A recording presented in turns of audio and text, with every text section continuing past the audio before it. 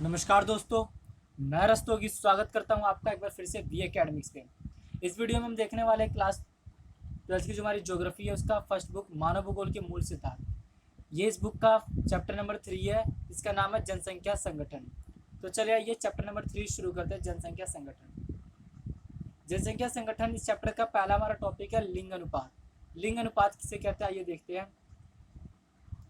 लिंग अनुपात का मतलब होता है कि जनसंख्या में स्त्रियों और पुरुषों की संख्या के बीच के अनुपात। यानी जनसंख्या है, मान लेते हैं कि एक स्थान पर 100 लोग रह रहे हैं, तो 100 लोगों में से कितने लोग मेल है और कितने फीमेल है, इनकी जो अनुपात है ना, इस अनुपात को हम लिंग अनुपात कहते हैं। ठीक है, आई होप आपको समझ आ गया। सिंपल डेफिनेशन होती है मेरी वीडियो में, आप देखोगे कि जनसंख्या में स्त्रियों और पुरुषों की संख्या के बीच जो अनुपात है होता है उसे हम लिंग अनुपात कहते हैं। अगर बात करें कि लिंग अनुपात को मापा कैसे जाता है विश्व स्तर पर और भारत अपने स्तर पर कैसे नापता है, तो अगर हम बात करें कि विश्व में, तो विश्व में इसको मापने के लिए एक अलग सूत्र होता है और भारत के लिए अलग सूत्र अपनाता है। तो भारत जो विश्व द्वारा अपनाया गया सूत्र होता है पुरुषों की जनसंख्या बटे में स्त्रियों की जनसंख्या और गुणे में 1000। यानी पुरुषों की जनसंख्या को स्त्रियों की जनसंख्या से भाग कर दिया जाता है और फिर उसको 1000 से गुणा कर दिया जाता है। प्रति हजार पुरुषों पर, प्रति हजार स्त्रियों पर पुरुषों की संख्या, प्रति हजार स्त्रियों पर पुरुषों की संख्या को हम लिंग अनुपात, पुरुषों की संख्या से हम लिंग अनुपात निकाला जाता है विश्व स्तर पर। अगर हम बात करें कि भारतीय स्तर पर भारत में कैसे लिंग अनुपात को निकाला जाता है, तो भारत में लिंग अनुपात निकालने के लिए स्त्रियों की जनसंख्या को पुरुषों की जनसंख्या से भाग कर दिया जाता है और फिर उसको 1000 से गुणा कर दिया जाता है। यानी प्रति 1000 पुरुषों पर स्त्रियों की संख्या को भारत में लिंग अनुपात कहते हैं। तो ये हो गया हमारा लिंग अनुपात। चैप्टर छोटा है, इसमें ज़्यादा कुछ है नहीं, ज्योग्राफी में वैसे ज़्यादा कुछ होता नहीं है, छोटे छोटे इसके चैप्टर हैं। बात की अगर लिंग अनुपात का, अगर विश्व स्तर पर लिंग अनुपात कितना है, वैश्विक स्तर, विश्व में जनसंख्या का औसत लिंग अनुपात है 990 बट 990 एक है। यानी विश्व स्तर पर 1000 पुरुषों पर 990 स्त्रियां हैं और अगर बात करें, अगर 1000 पुरुषों को लेते तो 1000 पुरुषों में से 990 तो स्त्रियां हैं। सबसे अधिक जनसंख्या अनुपात वाला, सॉरी लिंग अनुपात, सबसे अधिक लिंग अनुपात वाला देश कौन सा अगर माना जाए तो वो है लटविया। लटविया में क्या है कि 1000 पुरुषों पर ना 1187 महिलाएं हैं। ठीक है, और सबसे कम लिंग अनुपात वाला देश वो है संयुक्त अरब अमीरात, यूएई। इसमें क्या होता है कि यहाँ पे 1000 पुरुषों पर 468 महिलाएं हैं। इसमें मुख्य कारण क्या हो सकता है कि महिलाओं की इतनी संख्या कमी होने के कारण, तो इसका मुख्य कारण बताया जाता है चयनित प्रवास। चयनित प्रवास क्या होता है कि जब लोग जो होता है ना, इससे खाड़ी के देशों में और विशेषकर ये यूएई में, तो यहाँ से भारत से, पाकिस्तान से, बांग्लादेश से, नेपाल से, ये जो दक्षिण एशियाई देश होते हैं ना, यहाँ से काम की तलाश में जाते हैं यूएई। काम की तलाश में यूएई जाते हैं और कौन जाता है पुरुष ही जाते हैं। जिसके कारण क्या होता है कि ये यूएई की जो जनसंख्या होती है ना, इसमें पुरुषों की संख्या बढ़ जाती है और जिसके कारण महिलाओं की जनसंख्या में कमी आ जाती है। महिलाओं की जनसंख्या वैसे वहाँ पे कमी नहीं है, लेकिन बाहरी देशों से आए हुए पुरुषों की संख्या के कारण वहाँ पे महिलाओं की संख्या में कमी आ जाती है। तो ये तो हो गया सबसे कम लिंग अनुपात वाला देश, जो कि है यूएई। इसको याद रखिएगा, 1 मार्क्स में पूछ लिया जाता है अक्सर। अब अगला आता है हमारा आयु संरचना। आयु संरचना क्या है कि आयु संरचना विभिन्न आयु वर्गों में लोगों की संख्या को प्रदर्शित करता है। यानी विभिन्न आयु वर्गों, वो आयु वर्ग बताते हैं। आइए देखते हैं इसको। पहले क्या है कि ये आयु वर्ग दे रखे हमें कुछ 0 से लेके 14, 15 से लेके 59 और 60 से अधिक, 7 से ज़्यादा। यानी ये 0 से लेके 14 के बीच कितने जो जनसंख्या है ना, इसमें कितने लोग रह रहे हैं, इस आयु वर्ग में कितने लोग रह रहे हैं, ये हमें आयु संरचना दिखाती। ये हमें कौन दिखाता है, आयु संरचना दिखाता है हमें।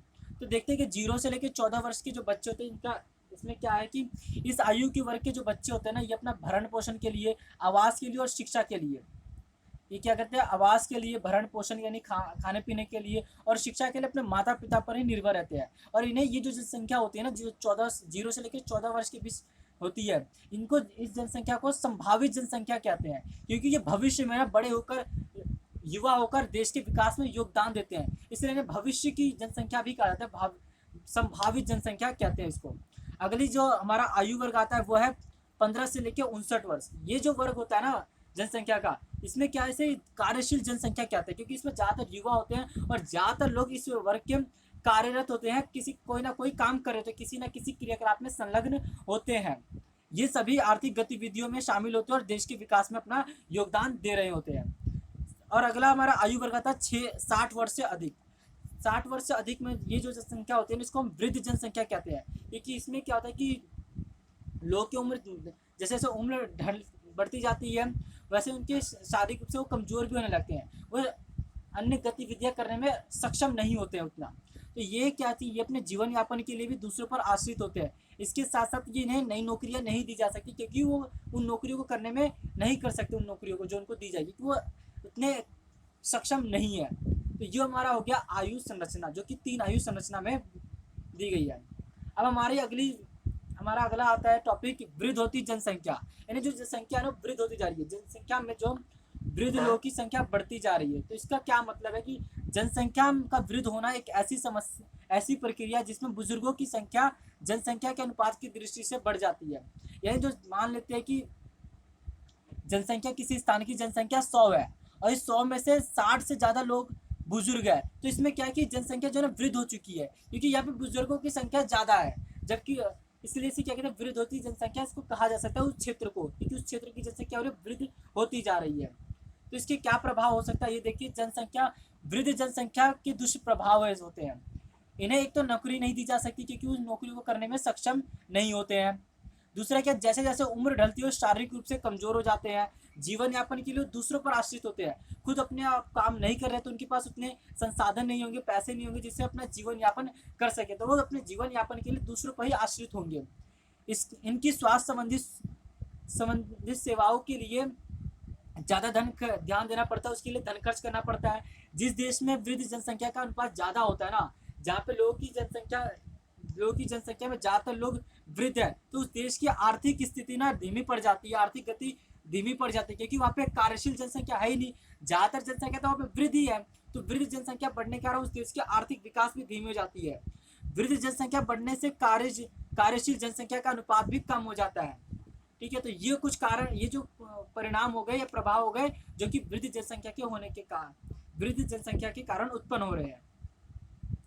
तो ये हमारा हो गया वृद्ध जनसंख्या। अब हमारा अगला टॉपिक आता है आयु लिंग पिरामिड।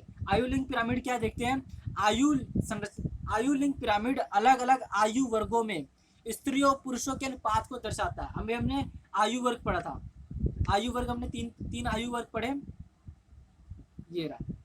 पहला है 0 से लेकर 14, 15 से लेकर 59 और तीसरा है 59, तीसरा है 60। तो ये 3 आयु वर्ग है। इन 3 आयु वर्गों में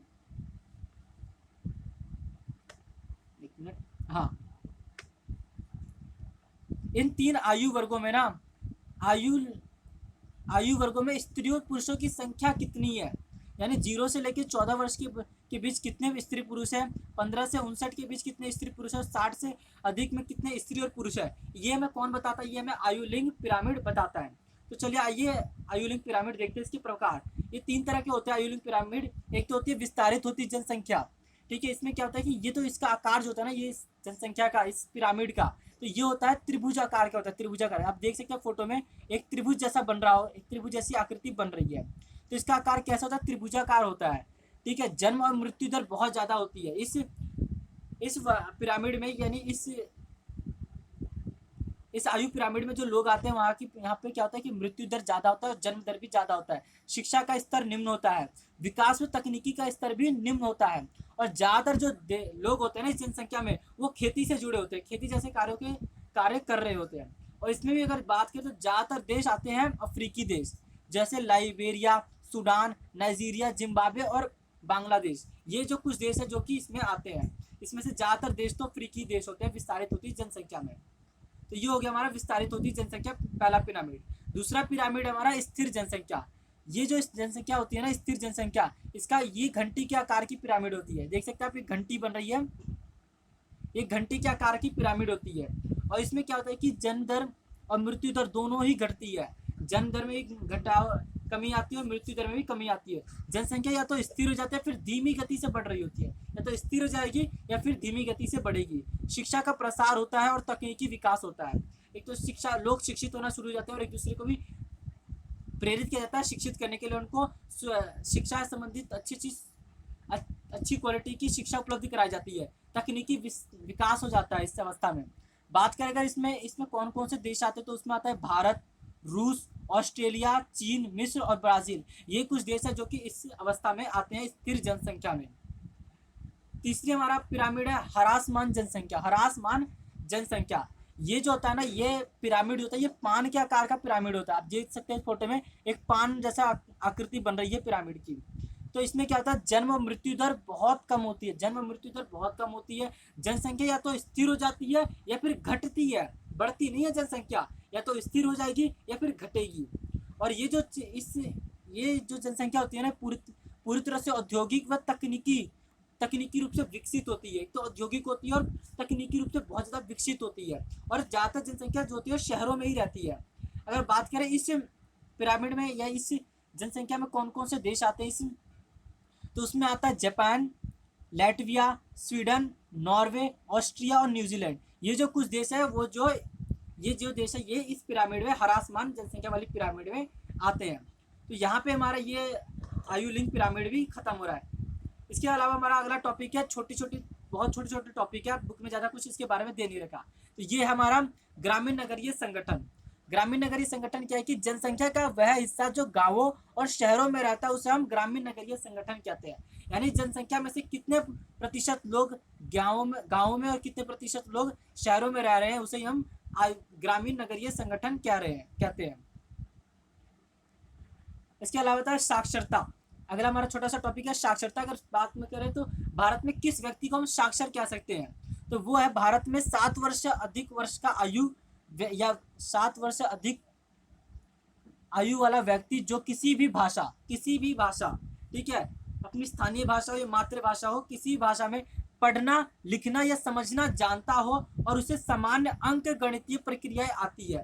यानी वो पढ़ना लिखना और समझना जानता है किसी भाषा में और वो सामान्य अंक गणितीय प्रक्रिया, प्लस हो गया, प्लस माइनस हो गया, गुणा हो गया, भाग हो गया, ठीक है, उसको पहाड़े आ रही है, गिनती आ रही है, वस्तुओं का मूल्य बता सकता है। अगर उसको किसी वस्तु के मूल्य में से किसी और अन्य वस्तु के मूल्य को घटाना तो वो भी इसमें बता सकता है। तो अगर ये सामान्य छोटी अगर इसको सामान्य अंक गणितीय प्रक्रिया आ रही है जो अंकों से संबंधित है तो उस व्यक्ति को हम साक्षर कहते हैं भारत में। तो ये हो गया हमारा साक्षरता। इसी के साथ हमारा चैप्टर छोटा था, ज़्यादा कुछ था नहीं चैप्टर में, छोटा ही चैप्टर आप देखोगे बुक में 3 से 4 चैप्टर में 4 टॉपिक ही है। तो ये हमारा यहाँ पे 3rd चैप्टर भी खत्म हो रहा है। ज्योग्राफी का 1st और 2nd चैप्टर मैंने ऑलरेडी करा दिया, तो आप उसको जरूर देखिएगा। अगर बात करें तो इसमें हमने पॉलिटिकल साइंस भी शुरू कर दिया, आप उसकी वीडियो भी जरूर देखिएगा। और इकोनॉमिक्स भी शुरू हो चुकी है हमारी, दोनों बुक है, समष्टि अर्थशास्त्र और भारतीय अर्थव्यवस्था का विकास। तो ये वीडियो भी आप जरूर देखिएगा, इसका वीडियो का लिंक आपको डिस्क्रिप्शन में मिल जाएगा। अगर आपको वीडियो अच्छी लग रही है तो इस वीडियो को लाइक जरूर कीजिएगा और ज़्यादा से ज़्यादा शेयर कीजिए इस वीडियो को। और अपना वैल्यूबल फीडबैक हमें दीजिए कमेंट बॉक्स में और बताइए कि वीडियो कैसी लग रही है। अगर आप हमारे चैनल पर नए आए हैं तो इस चैनल को जरूर सब्सक्राइब कीजिएगा। मैं मिलूंगा आपसे अगले वीडियो में, तब तक के लिए जय हिंद, जय भारत।